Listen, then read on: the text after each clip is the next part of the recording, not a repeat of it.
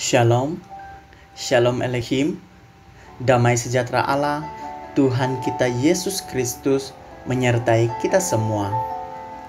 Puji Tuhan atas rahmat-Nya, kita dapat bertemu sekali lagi melalui renungannya saat ini.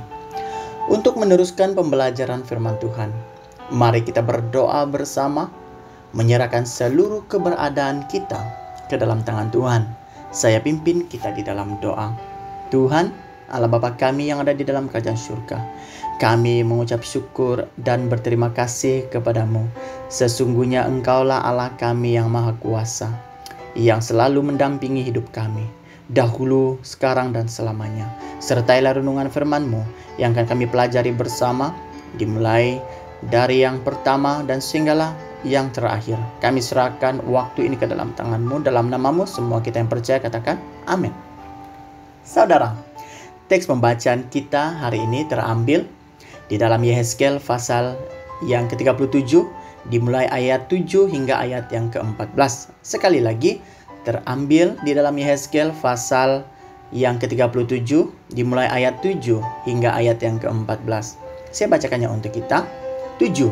Lalu aku bernubuat seperti diperintahkan kepadaku, dan segera sesudah aku bernubuat, kedengaranlah suara, sungguh suatu suara berderak-derak, dan tulang-tulang itu bertemu satu sama lain. 8. Sedang aku mengamat-amatinya, lihat, urat-urat ada dan daging tumbuh padanya, kemudian kulit menutupinya, tetapi mereka belum bernafas. 9. Maka firman-Nya kepadaku, bernubuatlah kepada nafas hidup itu, bernubuatlah, hai anak manusia, dan katakanlah kepada nafas hidup itu, beginilah firman Tuhan Allah, hai nafas hidup, datanglah dari keempat penjuru angin, dan berhembuslah ke dalam orang-orang yang terbunuh ini, supaya mereka hidup kembali. 10. Lalu aku bernubuat seperti diperintahkannya kepadaku, dan nafas hidup itu masuk di dalam mereka, sehingga mereka hidup kembali. Mereka menjejakkan kakinya, suatu tentara yang sangat besar. 11. Firman-Nya kepadaku, hai anak manusia, tulang-tulang ini adalah seluruh kaum Israel. Sungguh mereka sendiri mengatakan, tulang-tulang kami sudah menjadi kering, dan pengharapan kami sudah lenyap. Kami sudah hilang. 12. Oleh sebab itu, bernubuatlah dan katakan kepada mereka, beginilah firman Tuhan Allah, sungguh aku membuka kubur-kuburmu dan membangkitkan kamu, hai umatku, dari dalamnya, dan aku akan membawa kamu ke tanah Israel. 13. Dan kamu akan mengetahui bahwa akulah Tuhan, pada saat aku membuka kubur-kuburmu dan membangkitkan kamu, hai umatku, dari dalamnya. 14. Aku akan memberikan rohku ke dalammu, sehingga kamu hidup kembali, dan aku akan membiarkan kamu tinggal di tanahmu, dan kamu akan mengetahui bahwa aku Tuhan yang mengatakannya dan membuatnya. Demikianlah firman Tuhan. Haleluya saudara. Melalui teks pembacaan kita sebentar tadi, saya membawa dan mengajak kita untuk belajar melalui satu tema, yaitu hidup dalam anugerah Allah. Sekali lagi, hidup dalam anugerah Allah. Saudara, betapa mudah dan senangnya fokus atau perhatian kita tertuju kepada banyak perkara yang hanya kita perlukan dan inginkan, sehingga terkadang kita lupa bahwa hal-hal paling sederhana boleh saja menjadi mukjizat-mukjizat yang terbesar dalam kehidupan kita. Melalui penglihatan Yehezkiel dalam teks Yehezkiel pasal 37, dimulai ayat yang pertama hingga ayat yang ke-14, Allah menunjukkan kepadanya bahwa hanya Dialah Allah yang sanggup memberikan hidup bagi tulang-tulang yang kering. Bahkan di dalam ayat yang ke-8 dikatakan, setelah urat, daging, dan kulit telah nampak, mereka belum bernafas. Lalu di ayat yang ke-10, baru setelah Allah memberi nafas, mereka dapat hidup kembali. Saudara, penglihatan ini menggambarkan janji Allah untuk memulihkan umat Israel dari kehancuran mereka.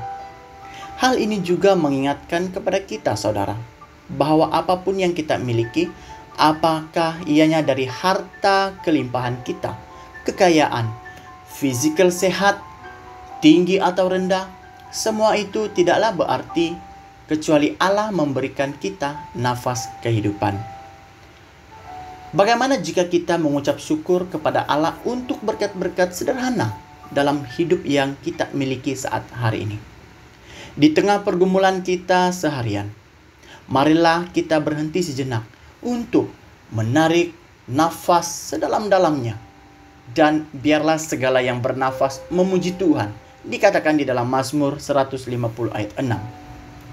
Persoalannya saudara, apakah hal yang membuat saudara bersyukur kepada Allah saat hari ini? Dan bagaimanakah caranya saudara memperingatkan diri sendiri untuk selalu menaikkan ucapan syukur yang tak terhingga kepada Tuhan dalam kehidupanmu hari ini? Haleluya. Mari kita berdoa, saya pimpin kita di dalam doa. Tuhan Allah Bapa kami yang ada di dalam kerajaan surga, terima kasih ya Allah untuk setiap nafas kehidupan yang Engkau berikan bagi setiap pribadi kami hari ini. Maupun sejak dahulu kami lahir dan sehinggalah hari ini, bahkan untuk masa yang akan datang. Kami berterima kasih untuk hal yang sangat luar biasa indah di dalam hidup kami, melalui mukjizat-mukjizat yang terbesar yang Kau berikan dalam hidup kami ya Tuhan. Terima kasih ya Tuhan untuk segalanya. Engkau adalah Allah kami yang mulia. Engkau adalah Allah kami yang maha kuasa. Terima kasih untuk firman-Mu, biarlah menjadi santapan hidup kami sekarang dan selamanya. Ini ucapan syukur dan doa kami semua anak Tuhan yang percaya. Katakan amin. Hiduplah benar di dalam anugerah Allah, kasih dan karunia-Nya memberkati dan terus melimpahi kita semua, sekarang dan sampai Maranatha. Haleluya.